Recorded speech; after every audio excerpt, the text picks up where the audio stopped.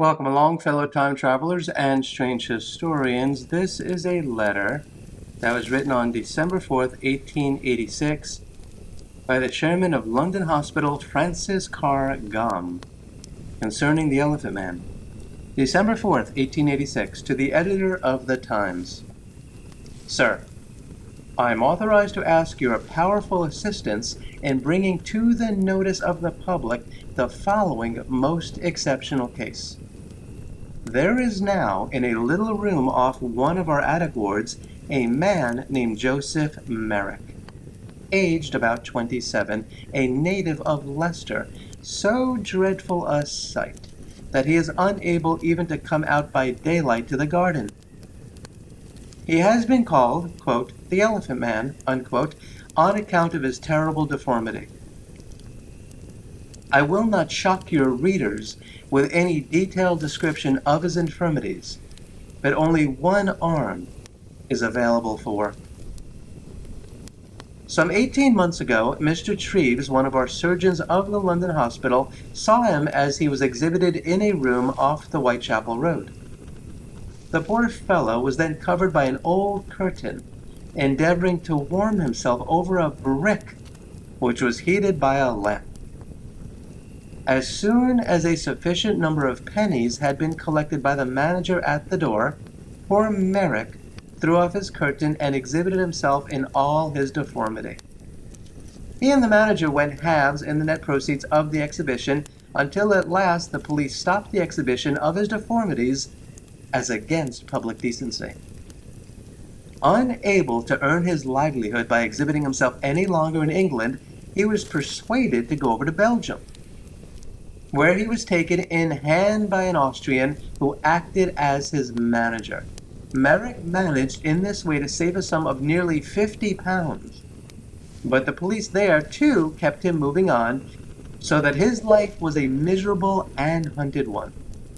One day, however, when the Austrian saw that the exhibition pretty well played out, he decamped with poor Merrick's hardly saved capital of £50, and left him alone and absolutely destitute in a foreign country. Fortunately, however, he had something to pawn, by which he raised sufficient money to pay his passage back to England. For he felt that the only friend he had in the world was Mr. Treves of the London Hospital. He therefore, though with much difficulty, made his way there. For at every station and landing place, the curious crowd thronged and dogged his steps that it was not an easy matter for him to get about. When he reached the London Hospital, he had only the clothes in which he stood. He had been taken in by our hospital, though there is, unfortunately, no hope of his cure. And the question now arises, what is to be done with him in the future? He has the greatest horror of the workhouse, nor is it possible, indeed, to send him to any place where he could not ensure privacy, since his appearance is such that all shrink from him. The Royal Hospital for Incurables and the British Home for Incurables both declined to take him in, even if sufficient funds were forthcoming to pay for him. The police rightly prevent him being personally exhibited again. He cannot go out into the streets, as he is everywhere so mobbed that existence is impossible. He cannot, in justice to others, be put in the general ward of a workhouse, and from such, even if possible, he shrinks with the greatest horror. He ought not to be detained in our hospital, where he is occupying a private ward and being treated with the greatest kindness. He says he has never before known in his life what quiet and rest were. Since his case is incurable and not suited, therefore, to our overcrowded general hospital, the incurable hospital has refused to take him in even if we paid for him in full. And the difficult question therefore remains, what is to be done for him? Terrible though his appearance is, so terrible indeed that women and nervous persons fly in terror from the sight of him, and that he is disbarred from seeking to earn his livelihood in an ordinary way, yet he is superior in intelligence, can read and write, is quiet, gentle, not to say even refined in his mind. He occupies his time in the hospital by making with his one available hand little cardboard models, which he sends to the matron, doctor, and those who have been kind to him. Through all the miserable vicissitudes of his life, he has carried about a painting of his mother to show that she was a decent and presentable person, and as a memorial of the only one who was kind to him in life, until he came under the kind care of the nursing staff of the London hospital and the surgeon who has befriended him. It is a case of singular affliction brought about through no fault of himself.